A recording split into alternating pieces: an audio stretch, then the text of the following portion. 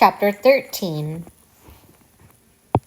March 25th, 2011, Narita International Airport, Tokyo, Japan.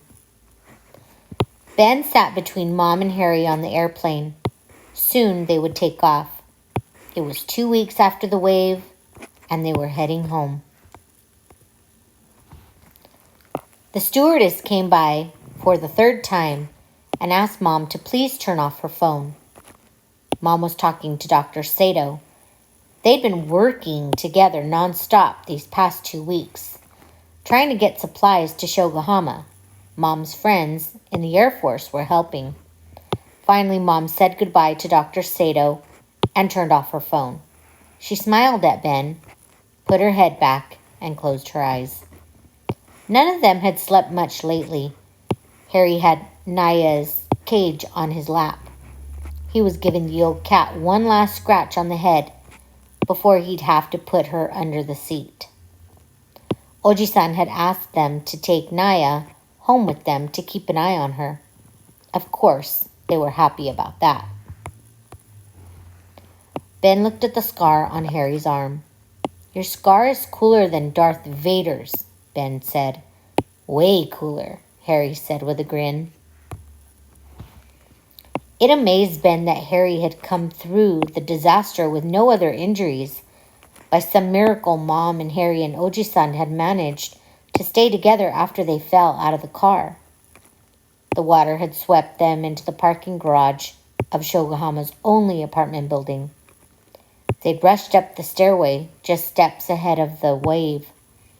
They'd made it to the roof, waiting there with dozens of other people until the water subsided. Like all of them, Harry had seen some terrible things. He was having nightmares almost every night. Loud noises made him jump. Ben, too. Ben knew how lucky they were to be together, that they were safe. But it was hard to feel happy when there was so much sadness all around. The quake had been strongest ever to hit Japan, the fourth strongest ever recorded in the world.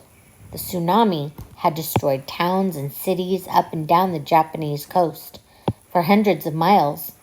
Thousands and thousands of people had died, and thousands more were still missing.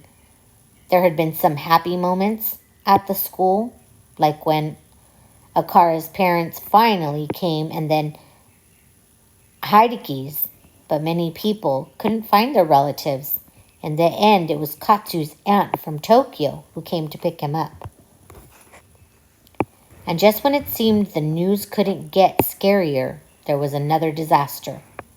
The quake and wave had damaged a nuclear power station in a place called Fukushima, about 40 miles up the coast from Shogahoma. Radioactive particles were leaking out of the power plant.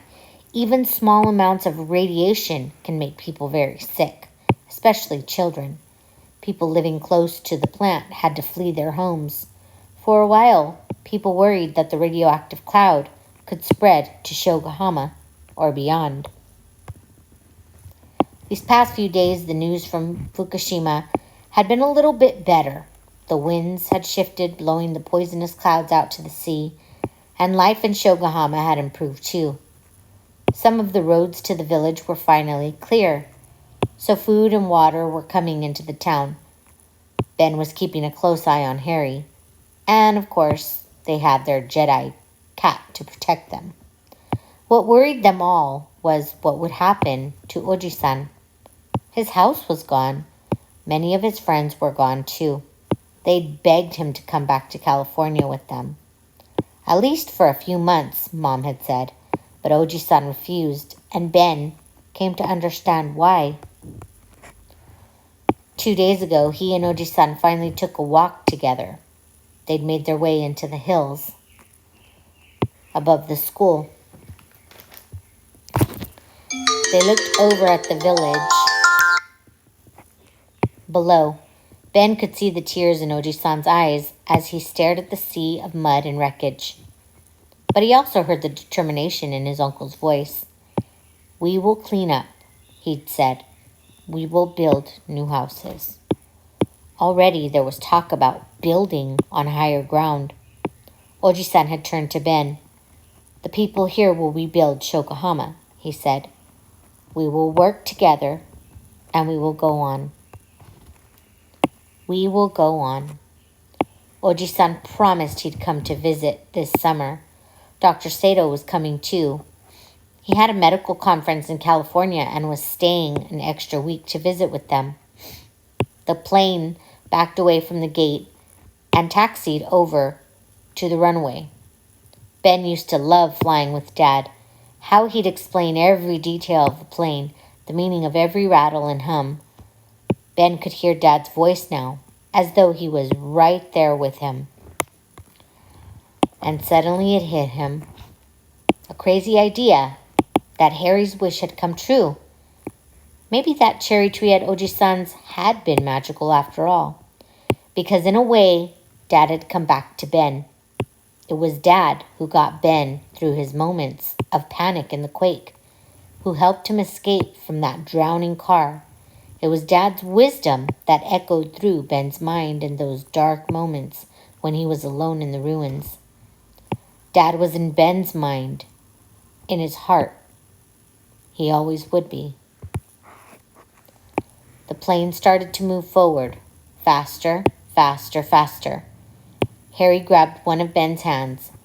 Mom took the other. Ben held on tight, and together they began their journey home.